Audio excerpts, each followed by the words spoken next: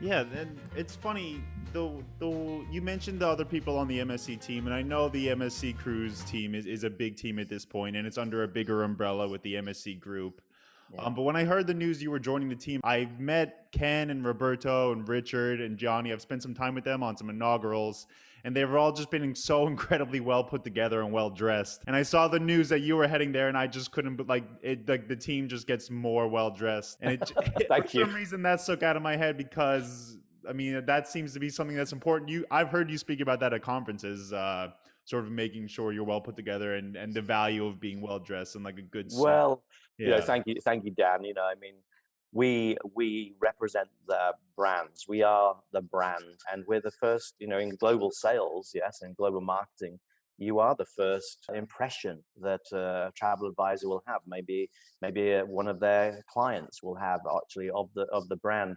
I have my work cut out for me now, though, because I work with a lot of Europeans, Swiss, and Italians. They are impeccably dressed. So I may even have to turn up my my wardrobe a little bit. Yeah, I thought about you also because that I don't for some reason that always stuck in my head, and that was advice I was given or advice I saw online when all these pandemic stimulus payments were going out, and there was all these articles about where you should put that money, like how you should invest it, and like cryptocurrency, all that kind of world. And then I saw an article that was like the best thing you can do with this, if you're a young professional, just go out and buy a good suit because that'll take you a lot farther than any cryptocurrency or any penny stock is going Well, to take you. my father, Dan, my father told me as a young man, and he was a military guy, he'd been in the Royal Air Force for quite a long time, and then he obviously left and became an architect.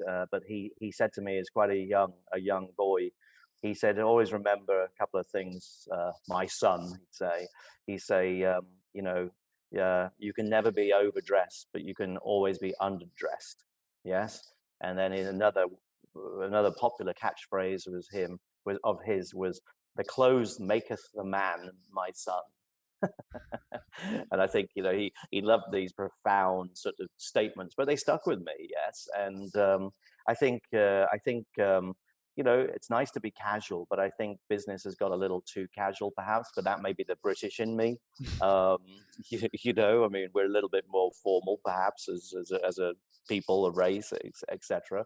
I like it, and I love a team that dresses smartly and represents the brand that way, um, as well. I think you can feel proud, and when you've heard me say things on stages, it's because travel advisors are their own brand, aren't they? And it speaks to the what's sometimes called the I brand. And if people sort of visually see somebody a little sloppy, it can translate that they may not even tell you what they're thinking, but they may think, well, if you're a little sloppy dressed, maybe your work's a little sloppy, or maybe you won't look after me to the level that I will want you to look after me, et cetera, et cetera. So it can have a lot of negative connotations, which actually aren't factually true. It's just because somebody dresses casually, viewed by some as maybe a little sloppy, doesn't mean that actually rolls through into their work ethic or anything else. But it's that visual language that people have to understand. And I think it's easy to throw on a nice jacket. Yeah. This is Dan McCarthy, and you're listening to the Check In Podcast.